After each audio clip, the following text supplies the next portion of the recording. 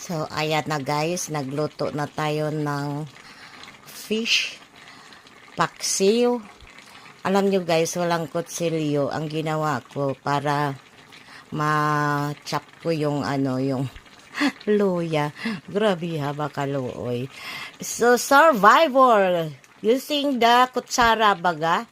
So, ang sakit ng aking ang sakit ng aking fingers kasi ang ng kutsara. So, yun yung ginawa kong paraan para mailagay ko na yung loya, ginger baga.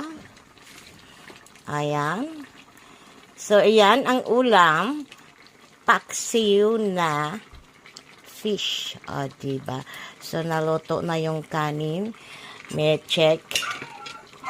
Ayan na yung kanin. Halak ka manok, parang nas